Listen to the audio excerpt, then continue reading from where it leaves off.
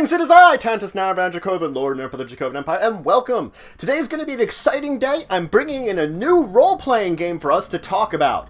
I've talked about a whole bunch of different ones. This one's a very exciting one. I haven't played it a lot, but I want to share it with you because it is one of the ones I really enjoyed playing the few times I have. I'm talking about Earthdawn. So the 4th edition of Earthdawn has fairly recently come out, but I did have some materials from the 3rd edition when it came out too.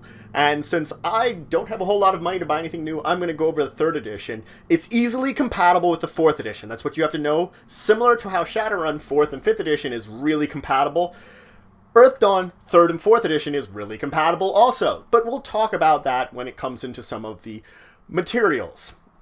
Anyway, so let's talk about Earthdawn. Today I really want to introduce the world of Earthdawn and a few of the concepts. So the basic history of the world of Earthdawn is that some years ago, the world was a fine place. It was happy, lush, great, but then these horrible creatures that were astral beings began to enter into the world. People called them horrors. Horrors despised life and sought to destroy all of it, to remove all life from dracovin.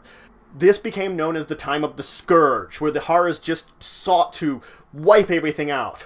A group of powerful wizards from the Dracovin Empire were able to warn many of the people. So they moved underground effectively. They went under the ground and built these massive cities called cairns deep under the ground in order to hide themselves away from the horrors. And so generations went by underground with all the races of the world escaping there. The horrors just came through, and this time of the Scourge went on for 400 years. Then things seemingly went silent. The horrors seemingly disappeared and people began to reemerge. Of course, now, not all the horrors have disappeared. There are still horrors out there seeking to continue the Scourge and to continue moving it forward. And there are cairns that fell during this time that are now horror-infested and dark and corrupted. There are ones that haven't even heard that the fact that the surface is once again colonizable, and there are people living there, people that are still hidden underground, things that draw forth heroes in order to become legends to seek these things out. There is also politics happening among the survivors, the new civilizations.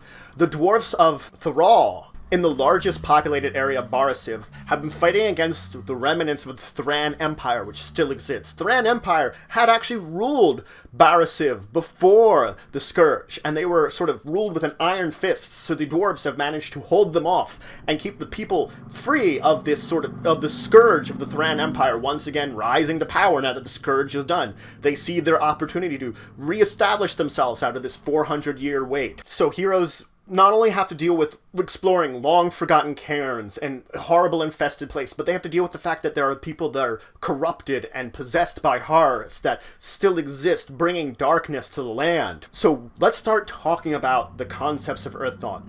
A character in Earthdawn is seeking to become a legend. That's the entire thing, is they're seeking to bring themselves to the status that they will be remembered as heroes and legends in history.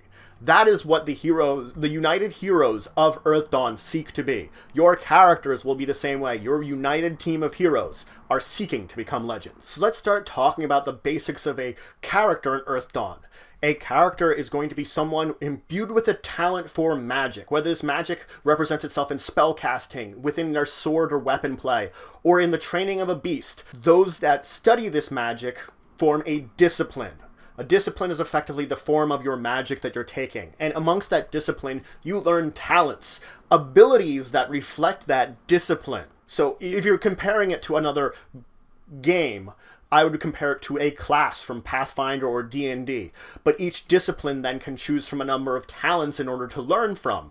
Special ability. If the magic that you use in your discipline calls upon you using spells, you are considered a magician. So everyone in Earthdawn is going to have some form of magic. It's just that those that would use spells or spellcasters, others are going to have some form too.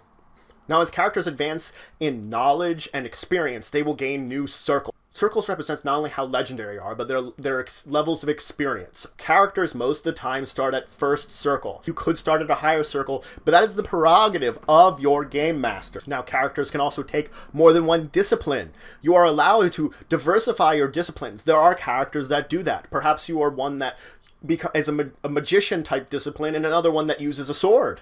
You could mix and match them. You would be diversifying, and which may or may not be helpful depending on how you build your character. Now, a character is built upon legend points. Legend points are special points awarded by your game master at the end of any sessions for completing the session, for any good role playing, for accomplishing tasks within the session.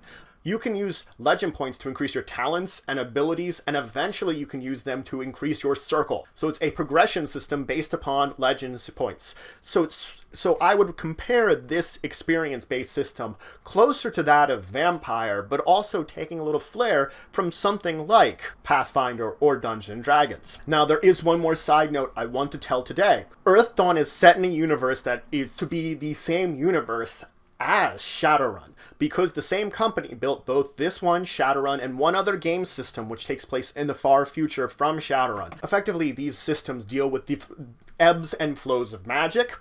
This was in a time that magic was waning, horrors were disappearing. Shadowrun takes place in a time when magic is coming back. It's waxing in. Therefore, perhaps in the future from Shadowrun, horrors will return. Hard to say. Anyway, that's it for today. I introduced you to the world of Earthdawn. I talked a little bit about some of the main concepts you're going to have to know about when building your character. In the next time, I'm going to finish talking about the concepts and start breaking into character creation and telling you what you kind of have to do to make a character in Earthdawn. So if you have any questions, comments, anything you want to say, anything you think I left out, please leave in the comments below. Please like, share, and subscribe. It shows your support for the channel, the Empire, and all the work I do. And until the next time, I bid you farewell.